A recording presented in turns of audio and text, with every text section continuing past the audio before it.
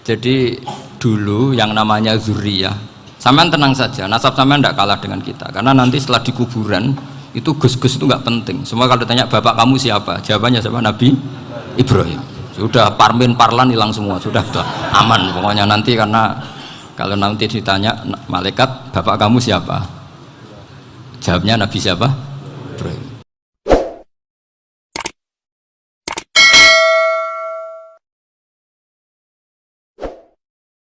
Tapi keinginan saya tentu bukan sekedar silaturahim gagah-gagahan diceluk Gus. Celuk Gus repot. Nak ora alim ra pantes. Nak beling ra pantes. Salam templek 1.000 jaluk swarga. Tuhan. Kok mentalan yang 1.000 jaluk. Kamu nginep di hotel 100.000 itu tidak cukup, apalagi untuk bayar apa? Surga. Itu enggak sopan sekali. 1 juta ya nggak bisa itu, 100 juta juga nggak jelas juga. Terus sampai mendingan nggak usah salam template, malah nggak mungkin masuk surga kalau. Jadi dulu yang namanya zuriyah, sampean tenang saja, nasab sampean tidak kalah dengan kita, karena nanti setelah di kuburan itu gus-gus itu nggak penting. Semua kalau ditanya bapak kamu siapa, jawabannya siapa? Nabi Ibrahim. Sudah parmin parlan hilang semua, sudah aman pokoknya nanti. Karena kalau nanti ditanya malaikat bapak kamu siapa, jawabnya Nabi siapa? Ibrahim. Makanya saya itu pemuja Allah yang serius. Sampean ya pemuja Allah, tapi kan kadang kurang alim. Saya ini pemuja Allah serius. Saya itu kalau ngaji, ya ngaji biasa belajar, itu sering nangis seneng. Misalnya saya baca tadi Miftahul Jannah la ilaha illallah, lung kunci kok dikasihkan. Kita ini masuk neraka gak pantas, enggak bawa kuncinya kok masuk gitu. Harusnya kita ini masuk surga, kita kan pegang kunci surga, gak pegang kunci neraka. Maka aneh kalau kamu masuk neraka, itu aneh. Coba kita pegang kunci surga apa kunci neraka? Tapi kadang teman saya suka neraka rano kunci ini. Karena tidak ada pintunya. Terus saya bilang, kamu kok tahu? Memangnya mau ke sana, kata saya. Saya tidak punya rencana tahu neraka. Karena nanti diantara syafaatnya Quran itu orang kalau mau masuk neraka tidak jadi, ya nggak apa-apa ya, diatur sendiri. Jadi diantara syafaatnya Quran itu orang nggak jadi masuk neraka. Jadi syafaat itu ada 2, dari neraka diangkat ke surga, dan itu bisa lama itu.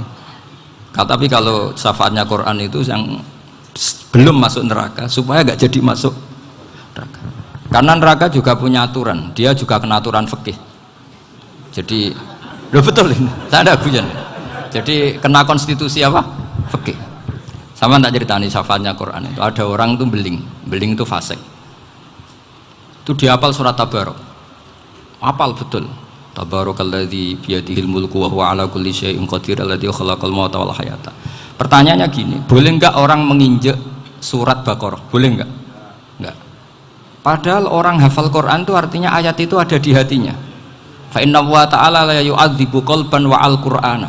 Allah tidak akan menyiksa hati yang menyimpan Quran, yang jadi flash disknya Quran, yang jadi rekaman Quran. Singkat cerita orang ini hafal. Pas ketemu Mungkar Nakir prosedur kan, ini orang fasik mau diantemin sama Mungkar Nakir. Prosedur ya, dia kan prosedur standar. Si surat Tabarok akhirnya menjelma jadi seseorang yang gagah berani. Kamu nggak boleh nyiksa orang ini, saya ini kalamullah, kalau kamu nyiksa dia berarti nyiksa saya. Kamu berani sama kalamullah? Wah ya tidak berani, karena tapi orang itu nakal, harus saya gebukin. Tapi kata Quran tadi, tapi saya di situ pasti kena saya. Oh debat, nggak ada lajnahnya, ini nggak ikut. Kalau Gus Wirjon ikut jadi lajnah. Kalau jadi lajnah pasti kroninan, kalau santrinya dimenangkan nanti. Akhirnya debat. Ya sudah, kita ketemu Allah. Akhirnya Mungkar Nakir sama Quran tadi surat Tabarok datang sowan sama Allah. Terus kata Allah, memangnya kenapa Mungkar Nakir? Saya harus nyiksa dia karena dia fasik ya Allah. Memangnya kenapa surat Tabarok? Saya ada di situ. Menurut aturan orang tuh nggak boleh injak-injak Quran. Kalau dia nutuk saya, nutuk Quran, itu harus dikasih tahu fikihnya Mungkar Nakir. Akhirnya Allah ngendikan gini ke surat Tabarok, ya sudah terserah kamu. Kalau terserah kula Gusti, Mungkar Nakir nggak boleh nyentuh orang ini. Ya sudah selamat. Sehingga terus Nah, itu sama baca di termasuk mujizatnya surat Tabarok di tafsir Ibnu Katsir banyak. Karena tadi logikanya malaikat itu juga kena aturan fikih. Sehingga banyak ulama termasuk Said Muhammad ngendikan pertanyaan mungkar nakir itu tidak semua orang kena. Kalau semua orang kena nanti kalau tanya Nabi Muhammad, waman Nabi Yuga, kacau kan jamnya. Nabi kamu siapa? Lu saya ini Nabi. Ya kan? Lah nanti kalau pas ketemu Nabi Ibrahim, waman abuka, jadi repot kan? Makanya ada kiai yang guyon kalau ditanya merebuka, saya ini guru tauhid sembrono. Saya ini ngajar Ummul Barohin, kamu tanya merebuka. Masyhur itu keramatnya Imam Malik itu. Ada Ashabu Malik, rajulun min ashabi Malik, beliau ditanya mungkar nakir merebuka menabiuka. Imam Malik datang, ini seumur-umurnya itu ngajar tauhid. Kamu bedai nggak sopan kamu. Nah, kita berharap barokah sampean ngaji nanti itu. Yes. Malaikat itu anak sungkane itu. Jadi itu ada. Dan saya meskipun guyon itu serius. Bedanya orang alim sama ndak itu di situ. Kalau orang alim itu guyon itu masih bener, masih serius. Coba saya bacakan ayatnya. Ala inna auliya Allahi la khaufun alaihim wa lahum yahzanun. Terus lahumul busyra fil hayatid dunya fil akhirah. Artinya kalau mungkar nangkir dengan penampilan garang gitu, berarti ada ketakutan apa enggak? Ada. Padahal ciri utama walinya Allah tidak ada ketakutan. Makanya itu termasuk dalilnya Sayyid Muhammad, tidak semua orang alami seperti itu karena wali-wali itu la khaufun alaihim wa lahum yahzanun. Wah anak kiai ketemu karena kerja tidur wedek. Iku dreseke ora kok pertanyaan tok, nek konan santri piye? Lho isen wis kiai dihanjuti mungkar nakir. Malu gak kira-kira? Mesti pelengani konan santri piye? Nah jawabannya gampang karena pernah ngajar tauhid. Makanya Sayyidina Ali ini cerita ini ada di kitab Nurul Dholam. Sama lihat di kitab Nurul Dholam karangannya Syekh Nawawi Banten. Itu Sayyidina Ali itu ya, andekan orang biasa mungkin ya agak-agak hasud, tapi ini wali gak boleh kamu katakan hasud. Dia itu mangkal sama Umar. Orang kok setiap orang pernah dibentak. Apa dia berani bentak mungkar nakir? Penasaran dia. Bagaimana perangnya Umar itu berlanjut enggak gitu kira-kira. Akhirnya minta, ya Allah saya minta kasyaf. Ya karena yang minta Sayyidina Ali karena mau wajah dituruti sama kasyaf. Dilihat Sayyidina Umar pas meninggal itu. Jadi hasud itu ya kadang penting asal baik. Loh betul bahasa Kanjeng Nabi kadang la hasada illa fisnaten. Itu Nabi membahasakan ya hasad. Gus Firson aja yang nafsirkan ghobtoh itu kan gaya-gayanan sebagai ulama. Aslinya Nabi ngendikan itu la hasada illa fisnaten. Ulama yang ganti itu namanya ghobtoh. Wong Nabi sendiri nyebut hasad kok kamu tafsiri ghobtoh. Ya hasad ya hasad. Udah enggak usah ditawil-tawil pokoknya gitu. Kalau sama nggak percaya nggak apa-apa. Kok gitu aja kok repot. Karena sama nggak percaya kemungkinannya dua. Satu nggak ngerti. Dua sama-sama alim kan dari awal kalau sama-sama alim kan laisa li alimin ayuqallida aliman akhor. Kita nggak perlu saling mengikuti. Ngapain hasud? Biasa aja. Akhirnya Sayyidina Ali kasar. Pas Umar bangun, setelah mati kan bangun, setelah meninggal bangun. Mungkar nakir datang dengan perang yang sangat garang. Itu digambarkan Sayyidina Ali matanya itu kal kidril ghali. Kayak apa? Kendil yang apa? Menganga. Wah seru. Sayyidina Ali senang, paling takut ini Umar. Senangnya bukan main, wah ini mesti takut Umar. Biasa. Ternyata enggak, Umar malah bangkit. Woi, mungkar nakir ya. Kamu tahu menghadapi siapa? Itu betul ya? Kamu itu menghadapi temannya ahabbal khalqi ilallah. Yang diandalkan temannya bukan dia. Kamu tahu yang kamu hadapi, saya ini teman kekasihnya Allah. Jadi boleh kamu mengandalkan Mbak Firjon. Tapi nanti resikonya mungkar nakir tanya, itu Firjon siapa? Wah itu masalah kan. Makanya syaratnya wali itu harus ma'rufun fis sama. Di langit sudah populer. Makanya dulu ada orang yang saking seninya Abdul Qadir ditanya apa saja jamnya Abdul Qadir Al-Jilani itu aman karena beliau populer.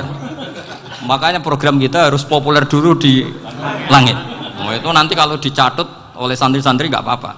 Kalau nggak populer nanti dicatat, itu siapa? masalah ini.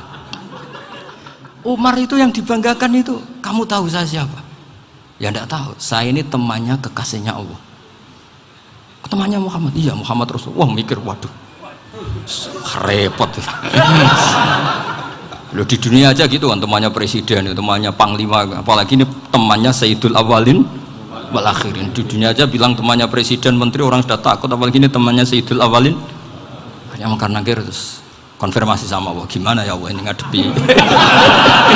Sebetulnya diadalkan itu temannya, bukan dia. Wah, akhirnya sama Allah dibilang, ya bu, ya sama seorang seperti itu bu yang sopan. Terus semenjak itu Mungkar Nakir itu nggak selalu berpenampilan seperti itu, sangat. Jadi semoga itu konsisten sampai nanti. Jadi kamu kalau ingin nggak takut Mungkar Nakir, jadi wali dulu. Karena syaratnya tadi hanya wali sing la khaufun alaihim walahum yahzanun lahumul busyra fil hayatid dunya fil akhirah. Jadi orang itu kalau ngaji itu harus khatam. Jangan semuanya kena pertanyaan. Dan kalau semuanya kena pertanyaan nanti repot. Kalau Nabi Muhammad ditanya waman Nabi juga. Nabimu siapa? Lu kan terus jadi aneh. Jadi makanya ngendikane Sayyid Muhammad semua ulama lah, nggak ada am kecuali ditaksis. Kecuali sifatnya Allah. Misalnya bikulli syai'in alim ya benar-benar bikulli syai'in. Tapi kalau am semuanya pasti ada taksis. Meskipun dalam muhawarah muhadasah biasa. Misalnya contoh gampang, istri kamu baru seneng kamu, mas nak pengen apa-apa itu lapor aku, gak apa-apa mas, mesti aku seneng gak sama lapor. Iku dia aku pengen wayo. Wah langsung jadi apa wae. Mesti apa wae maksudnya kecuali itu gitu. Padahal kalau ngomong mas sampean ingin apa saja tak dukung. Terus sampean bilang pengen iku wayo. Kira-kira disetujui apa enggak? Sama seperti kita kalau punya teman akrab, wah senang omahku gak apa-apa, anggap ya omahmu dewe, terus mlebu-mlebu kamar. Jadi tidak ada am kecuali di taksis. Artinya kalau ada cerita bahwa orang mati pasti ngalami ditanya Mungkar Nakir, itu pasti ada am yang di taksis. Itu pasti juga dialami para anbiya, para auliya. Karena ciri utama wali itu la khaufun alaihim walahum yahzanun. Kemudian saya yang mau cerita ya, supaya sampean bisa menghadapi dunia global ini, tak bawa tafsir Munir termasuk tadi. Kenapa orang Islam, Rasulullah SAW itu lebih senang kalau yang menang itu orang Nasrani Romawi, ketimbang yang menang itu orang Faris, dalam hal ini ateis. Karena orang ateis itu lebih ngeri. Sebetulnya beberapa penemuan sains, terutama di ilmu medis, itu orang Amerika, kayak cloning. Tapi orang Amerika itu masih dilarang oleh gereja untuk mengaplikasi, karena nanti bayi cloning itu dipakai suku cadang. Di Amerika masih ditentang oleh fatwa-fatwa agama, baik Islam maupun Kristen. Tapi di Cina itu dipraktekkan, karena nggak ada halangan agama.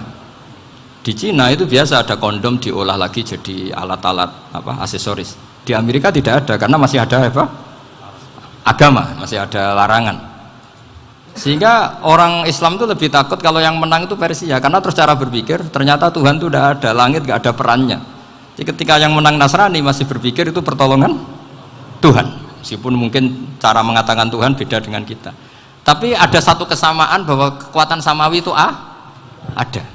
Itu disebut ghulibatir rum fi adnal ardi wa hum min ba'di ghalabihim saghlibun. Di sini diterangkan oleh Syekh Nawawi supaya kamu tidak salah paham. Sebetulnya kamu katakan misalnya wah itu paham liberal, sebenarnya saya tidak tersiksa. Cuma takut yang mengatakan seperti itu cek goblokir atau ngaji gitu. Itu aja masalah saya. Ini saya baca ini karangannya Syekh Nawawi, karena tadi kata Mbah Firjon ngaji itu harus sama orang yang bersanad.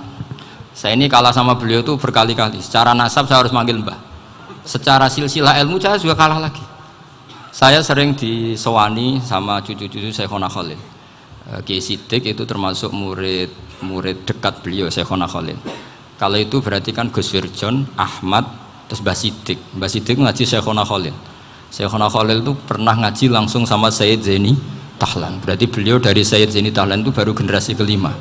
Sementara saya itu sudah ke-7 atau ke-6. Saya, Mbah Mun, Mbah Karim misalnya, Mbah Hashim, Mbah Mahfud Termas, Sayyid Abi Bakar Sato yang ngarangnya Anatul Thalibin, baru Sayyid Zaini Dahlan. Berarti saya ketujuh, kalah lagi. Tapi untuk jadi wali biasanya cepat saya. Karena syaratnya jadi mbah itu ngalah demi putu. Jadi kalau beliau ngotot, saya dulu Gusti, saya mbahnya. Wah itu mbah yang nggak baik. Pasti jatahnya dikasihkan apa? Cucunya dulu. Makanya Abdul Muthalib itu orang yang dapat wangsit, tapi yang jadi nabi itu cucunya. Jadi dalil saya banyak. Sebenarnya Abdul Muthalib itu sudah sering dapat wangsit. Karena saya bahasakan wahyu, nabi yang protes, enggak nabi kok dapat wahyu. Tapi sebetulnya Abdul Muthalib itu masyhur. Kalimat-kalimatnya menunjukkan bahwa beliau itu sudah dapat wahyu kalau nanti cucunya itu jadi apa? Nabi. Makanya senangnya bukan main Abdul Muthalib sama Rasulullah. Putu seneng, mbah seneng putu. Jadi mungkin, jadi sampean enggak usah protes loh. Yang jadi wali kok cucunya. Dulu betul. Dulu Mbah Hamid Pasuruan itu kalau Mbah Ahmad Siddiq ke sana, Mbah Hamid Pasuruan kalau manggil Mbah Ahmad Siddiq itu paman. Tapi pamannya minta ijazah ke ponaan. Apa ya gara-gara itu memang. Kalau itu masih berlaku apa? Ngalah tadi. Kayaknya masih apa? Hawane masih gitu. Hawane masih. Karena melihat tren-tren langit masih gitu kayaknya masih. Masih itu. Ya, tapi mbahnya tetap dapat jatah, tenang saja nanti. Tapi memang sebaiknya mbah itu legowo. Rasulullah Muhammad SAW itu terkenal min dzurriyyati Ibrahim. Tapi kata Rasulullah, ana dakwatu Ibrahim wa bisyaratu Isa. Aku nganti ngene iki barokah dongane Nabi siapa? Ibrahim. Jadi dongane Nabi Ibrahim ya tiba teng putu. Jadi banyak bukti bahwa jatuhnya ke putu gitu. Tadi saya di kamar sama beliau berduaan. Nih Mbah sing dadi wali dhisik ndi? Aku webang. Cocokan tadi. Nah, kenapa saya akhir-akhir ini gulirkan daftar wali? Kenapa?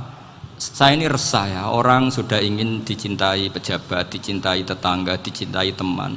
Tapi kadang-kadang orang lupa lagi dicintai apa. Makanya saya meskipun guyon, tapi ini amdan, bukan sahwan. Supaya orang punya cita-cita lagi jadi wali, ingin dicintai Allah. Kita ini terlalu lama ingin dicintai makhluk, Mbok ya naik kelas sedikit lah. Ingin dicintai Allah Subhanahu wa Ta'ala. Meskipun saya guyon, tapi tadi guyon saya tuh lebih serius ketimbang serius Anda. Karena tak pikir saya tuh kalau pergi itu seneng ngebis, bukan karena saya tidak punya mobil, tapi saya sering mau butuh itu supaya nggak diganggu. Karena saya tuh harus punya waktu sendiri. Kalau bis kan ketemu orang nggak kenal, tapi sekarang ya agak susah, banyak yang kenal. Dan susahnya lagi nggak minta ijazah, minta foto. Aduh, repot tuh. Mau dibenci itu umatnya Rasulullah Shallallahu Alaihi Wasallam. Mau disetujui itu sanatnya mana? Kalau ketemu orang alim minta apa? Foto. Itu nggak ada sanatnya. Nggak tahu saya itu mazhab dari mana itu. Ya mazhab milenial yang jelas itu kan. Ini tak baca ya biar dapat, karena ini kenangan saya sama Mbak Ahmad Siddiq. Saya masih ingat betul beliau ngisi kholnya Mbak Abdullah bin Umar, berarti abahnya Mbak Hamid. Karena mbah saya itu Fatimah binti Khalid bin Umar, kalau Mbak Hamid itu Hamid bin Abdullah bin Umar. Itu saya masih ingat betul zaman itu Mbah Hamid siap khol di Lasem itu rawuh dan saya derek mbah saya karena masih misanan datang ke Lasem. Itu beliau pas itu ngisi sama Mbah Mun. Mbah Mun masih muda, Ki Ahmad Siddiq sepuh senior. Itu beliau cerita bahwa dulu ketika Indonesia dijajah Jepang itu para kiai mimpi dibacakan ayat ghulibatir rum fi adnal ardi wa hum min ba'di ghalabihim. Terus ada kiai yang tanya, takwilannya gimana? Ya nanti Jepang pulang bukan karena kita yang mengalahkan, tapi Jepang ada yang mengalahkan sendiri, meskipun tidak kita. Kayak dulu Faris tidak dikalahkan Islam, tapi dikalahkan Romawi, tapi yang senang umat Islam. Wa yauma idzi yafrahul mu'min. Itu luar biasa ulama-ulama kita. Delalah kejadiannya Indonesia seperti itu. Yaitu kita tidak mengalahkan Jepang, tapi Jepang pulang sendiri karena dikalahkan apa? Sekutu. Ya ini saya baca. Ini tidak usah dicek bacanya bener apa enggak, sudah aman apa? Aman. Karena kalau saya salah itu ya sengaja. Artinya ya sengaja saja. Ya biasa maksudnya. Saya kemarin ngisi di Pondok Peloso, di Pondok Al Munawir Jogja. Salah itu ada dua. Ada salah yang memang benar-benar salah. Itu enggak apa-apa, bisa dimakfu. Karena mesti sangke wong goblok salah yang terus itu. Ada salah bawaan ilmu itu repot tuh dadanine. Karena misalnya kita yang biasa belajar qiraah safah wayah sibuhu, mesti diulang lagi wayah sabuhu. Karena qiraahnya Imam Asim itu hasibah yah sabu bi fathis sin. Sementara kita kalau ngaji kitab kulino yahsib. Sehingga kita yang biasa belajar safah itu kalau baca kitab itu kayak orang bingung. Kadang-kadang yang ngaji juga bingung. Gus Pak mau di bulan pilih. Ya tepat-tepatan. Ada yang mengatakan Gus Pak bingung, ada yang mengatakan Gus Pak alim alama. Ya tepat-tepatan nasib tadi.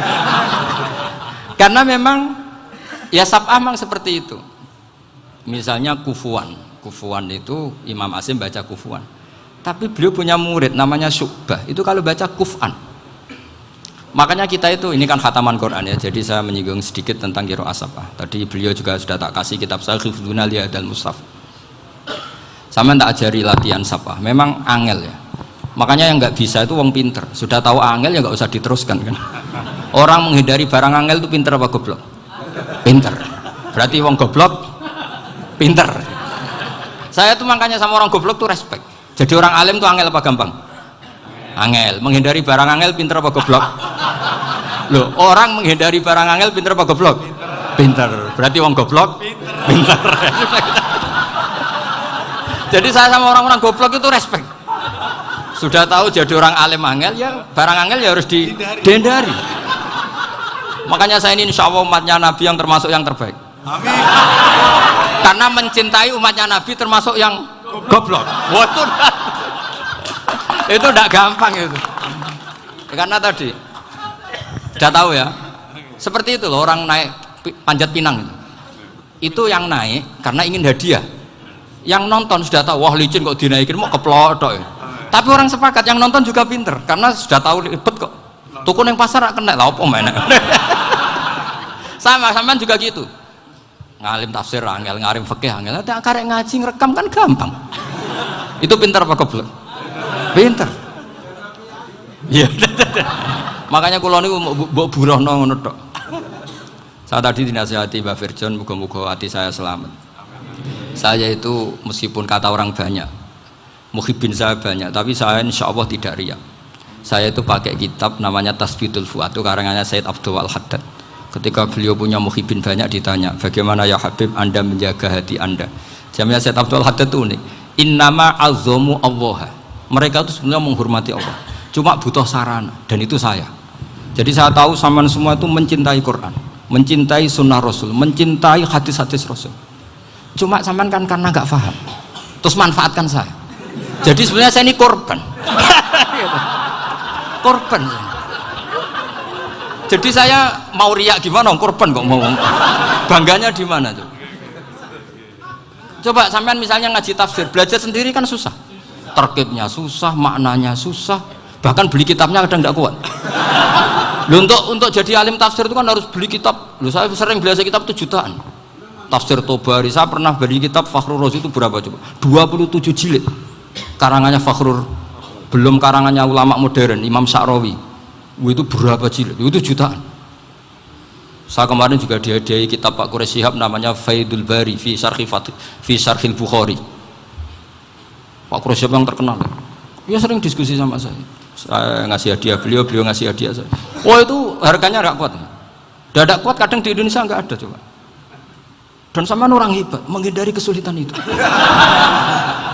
Nah, kesulitan itu sebab ngaji ikut, kalau nggak paham dirukok rekamannya sudah gitu. Pinter mana sampean sama saya? Pinter sampean kan? Bikin sosis susah, beli aja kok repot kan. Nah, makanya nggak boleh orang bilang, wah aku goblok reso tafsir aku wong pinter. Makanya nanti kalau saya ketemu Nabi tidak termasuk orang yang mentahkir orang Islam. Kafabil mari isman ayah kira akhahul muslim. Jadi cukup orang itu dosa kalau menyepelekan orang Islam, termasuk darani sampean goblok itu dosa. Caranya nggak darani goblok ya tadi di logika tadi. Alim itu angel, gendari angel itu pintar, berarti wong bodoh pintar ya sudah gitu. Tapi tetap bodoh. Tapi ini satu cara untuk saya respect gitu. Coba orang yang ngaji tafsir saya banyak, mungkin ribuan. Itu sebetulnya mencintai Quran. Karena Quran adalah kitab suci yang panduannya umat Islam. Sangat mencintai Quran. Terus kemudian mereka nggak paham. Terus mencari orang yang memahamkan. Burono lah cara Jawane. Terus keren saya itu di mana coba? Lah terus mereka kurang ajarnya gini, kalau paham itu ya alhamdulillah paham. Kowe nak ngaji Gus Bae ngono tok. Tapi nek ora paham, ora nyalano akal. Mari Gus Bae nerangno cepet, mulane gak paham. Ora kok nyalano teke sing lelet. Maksud kan masyaallah naudzubillah tenan. Sebetulnya tingkat kurang ajarnya tinggi Gus sebenarnya. Jadi kalau nggak paham itu kadang nggak nyalahno uteke. Kayak mau misalnya, mau mari mikir ra jelas. Padahal misalnya jelas ora mesti paham bodoh. Paham ya? Jadi kata Sayyid Abdul Haddad, innama azzamu Allah. Sebenarnya mereka itu sangat menghormati Allah. Makanya kita nggak perlu mengatakan wasilah itu kafir, nggak akan. Karena orang tawasul sama Rasulullah itu ingin dapat ridhonya Allah lewat orang yang dicintai Allah. Kita mencintai wali sebenarnya, wah itu kekasih Allah. Kita mencintai itu karena mencintai Allah. Sama seperti gini, kamu mencintai kangkung apa enggak? Sebenarnya sama sekali enggak. Tapi kamu ingin sehat, ada asupan gizi, kamu ingin tubuh kamu sehat, butuh asupan gizi, kemudian kamu makan kangkung, apa terus kamu cinta kangkung? Kan enggak, cinta kesehatan kamu sama. Orang yang mencintai saya sebenarnya ingin kepuasan rohani. Saya kan termasuk kiai yang torekonya gampang, ini swargo kan akhirnya penggemarnya banyak. Coba kalau kamu ini neraka wah. Jadi sebetulnya Anda mencintai kepuasan Anda sendiri. Nah saya ini korban. Makanya untuk masuk surga cepat saya, korban itu cepat. Da'watul mazlum la turaddu kan gitu. Laisa bainahu wa bainallah hijab. Jadi saya kalau donga langsung seret langit. Karena mazlum. Saya sinau tafsir itu Pak, sampean bayangkan ada tafsir itu sudah 27 jilid. Sing ngarang Fakhrul Razi itu bulatnya bukan main. Karena dia ahli filsafat. Bulatnya Masya Allah. Sudah gitu sinau Jalalain kadang dikomen oleh Sawi. Sudah kita percaya Jalalain jebule dibuli Sawi. Percaya Sawi dikandani, oh iku Maliki rasa ribet. Sudah gitu sinau Qurtubi, sinau tafsir Tabari itu susahnya. Belinya susah, belajarnya susah. Padahal saya punya keluarga, punya istri, punya anak. Bayangkan kalau istri saya rewel kayak istri sampai. Wah itu, tapi alhamdulillah enggak. Sama sekali enggak. Allah sudah milihkan, wah ini bahaya kalau punya istri rewel. Imam Sibawai itu kitabnya banyak, tapi yang terbukukan hanya kitab Sibawai. Karena beliau kalau sudah belajar lupa istri. Hanya pas beliau di pasar, kitabnya dibakar semua sama istrinya. Karena dianggap saingannya. Ternyata yang dicerai tidak kitabnya, malah istrinya. Itu Imam siapa? Sibawai. Tapi alhamdulillah kitab saya nggak terbakar, aman. Saya teruskan ya. Jadi untuk menjaga riya dilatih innama azzamu Allah. Sebenarnya mereka itu menghormati. Sehingga wasail-wasail itu sebenarnya nggak pernah jadi subjek pelaku utama enggak. Tetap Allah. Sebab itu kata Sayyid Muhammad, kamu kok mengatakan wasilah itu kafir itu gimana? Ketika innallaha qad ba'atsa lakum taluta malika. Talut itu ya manusia. PD-nya itu apa? Inna ayata mulkihi ayyatiyakumut tabut fihi sakinatum min rabbikum wa baqiyatum mimma taraka alu Musa wa alu Haruna tahmiluhul malaikah. Jadi beliau PD itu kalau bawa sunduk semacam peti sakti, sing di situ ada baqiyatum mimma taraka alu Musa wa alu Haruna tahmiluhul malaikah. Ya kayak semacam jimat. Tapi saya bukan mensyariatkan jimat enggak, karena nanti banyak penjual yang pembohong juga gitu loh.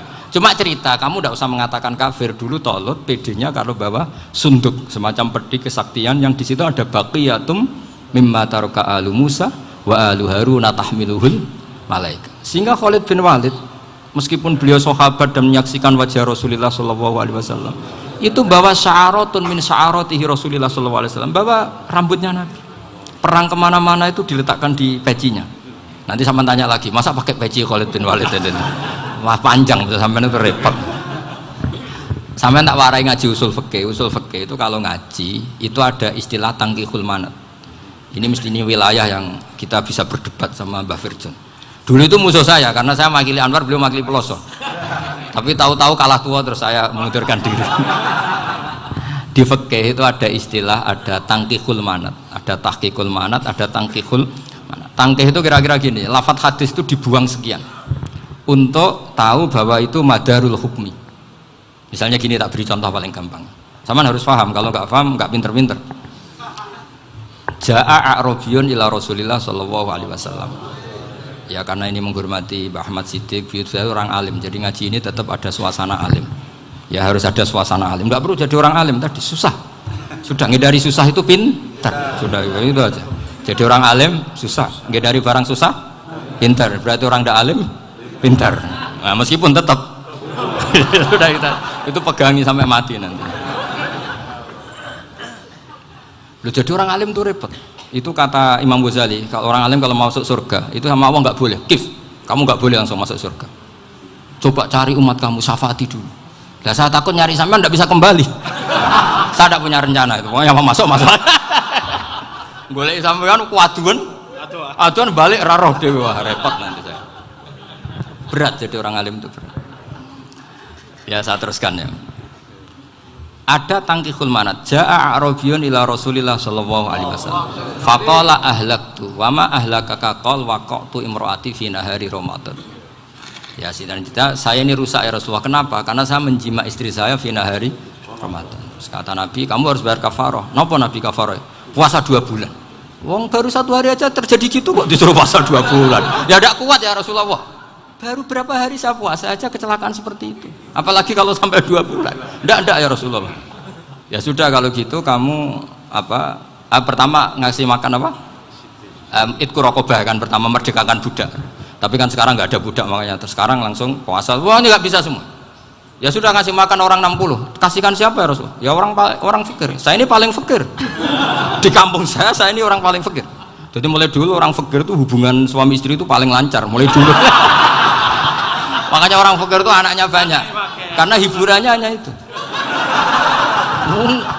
Wong Ramadan aja. Coba mau ke ATM nggak punya uang, mau antri di bank nggak punya, mau apa coba?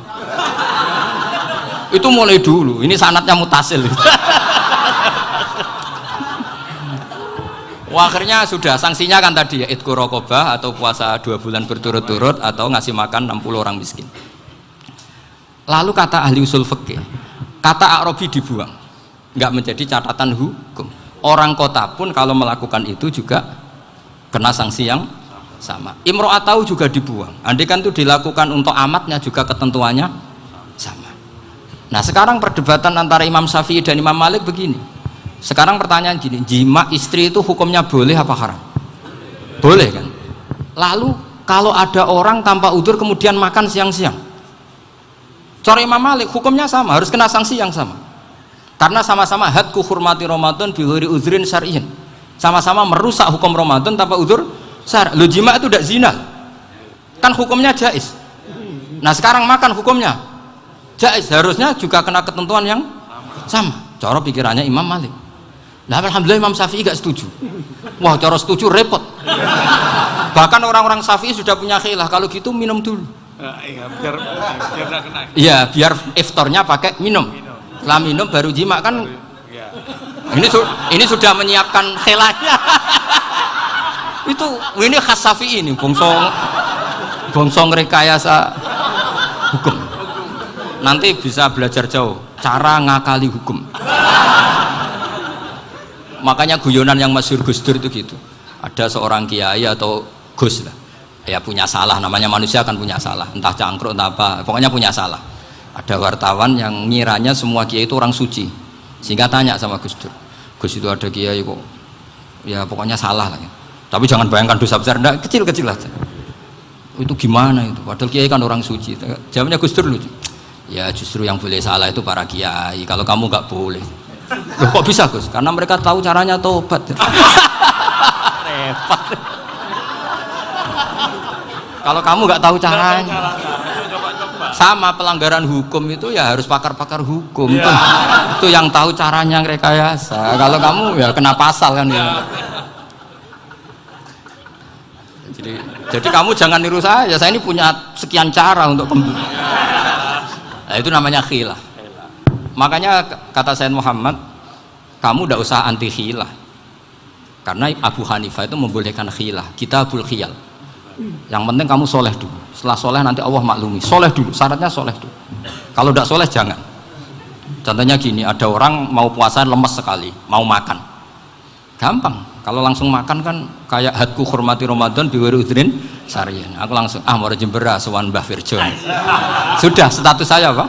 Musafir. Ya sudah, berangkat aja sampai Tuban makan. Nanti kalau nggak jadi ya nggak apa-apa sudah. Kan mulai pergi sudah musafir. Saya tidak tahu nanti malaikat tertarik gebuki nggak tahu. Tapi itu ada khilafnya. Asal soleh. Karena kata Sayyid Muhammad dan semua kitab mengatakan itu. Kalau sampean nggak tahu ya kebablasan. Nabi Ayub, nabi yang terkenal Gudiken itu siapa? Ayub ya. Nah, itu yang Israiliyatnya akan seru lah. Gudiken dikukur bek kreweng itu terlalu lah kalau itu.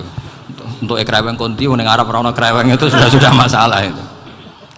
Singkat cerita, Nabi Ayub ketika diasingkan kaumnya itu kan nggak punya sumber makanan. Lah orang lelaki itu mulai dulu egois. Istrinya Nabi Ayub itu cantik sekali, udah cantik, rambutnya bagus. Makanya kamu nggak usah tanya kenapa istrinya Kiai banyak yang cantik. Ya warasatul anbiya, nggak boleh gitu. Kalau nggak cantik ya warasatul anbiya dari segi balak. Istrinya Nabi itu semuanya cantik. Nggak usah tanya sebabnya apa, pokoknya gitu, semuanya cantik. Singkat cerita, beberapa kali istrinya Nabi Ayub itu kerja demi bisa nafkahi Nabi siapa? Suatu saat itu tidak ada pekerjaan yang cukup untuk beli roti. Satu-satunya peluang dapat rezeki itu putrinya raja itu rambutnya berondoli. Terus ada sayembara siapa yang rambutnya bagus mau dibeli. Sampai rambutnya istrinya Nabi Ayub itu dijual. Nabi Ayub tersinggung karena itu mengurangi kecantikan. Jadi lelaki mulai dulu gitu. Udah nggak urun kalau istrinya nggak cantik itu komplain. Itu khasnya lelaki. Jadi kalau kamu gitu ada sanadnya juga, tenang saja ya. Komplain ya pegawai. Saking mangkelnya Nabi Ayub terus ngendikan la adriban naki mi'ata sautin. Kamu akan saya pukuli dengan mi'ata sautin atau dengan 100 cambukan. Atau mi'ata dikhtin atau mi'ata apalah sesuai konteks zaman itu. Engko nak muni pecut tuku konti kok ribet lagi. Singkat cerita akhirnya ketahuan bahwa istrinya menjual itu demi Nabi Ayub. Allah nggak ridho kalau kekasihnya yaitu istrinya Nabi Ayub wis perjuangan kayak gitu malah kena hukuman. Tapi Allah juga nggak ingin kekasihnya yang bernama Ayub melanggar sumpah. Padahal beliau sudah sumpah, wallahi demi Allah nanti tak pukul dengan 100 kali. 100 kali dengan lidi lah misalnya, contoh yang gampang tuh lidi. Akhirnya sama Allah dikasih satu solusi. Wa khud biyadika dikhtan fadrib bihi wala tahnas. Ya sudah, lidi itu ikat jumlahnya 100. Terus pukul sekali saja. Anggap saja sudah 100. Iku pangeran sing wari ngakali ngono iku pangeran. Tapi syaratnya soleh. Syaratnya soleh. Jadi kalau kamu anti khilaf berarti anti ajarannya Allah di ayat itu. Wa khud biyadika dikhtan fadrib bihi wala tahnas. Itu dulu ada, ini cerita di Ithaf, ini cerita terakhir, ini sudah, sama jangan nama sudah. Terus pengumuman tadi, yang nggak pernah sepuh ngutang saya itu haram tadi. Karena tadi saya punya kewajiban di rumah yang bisa menggugurkan ya kewajiban yang lebih besar. Lebih besar itu ya tadi, bisa pernah guru, pernah sepuh, yang jelas gak umur. Umur sampean menangkap itu, tua-tua serepot itu.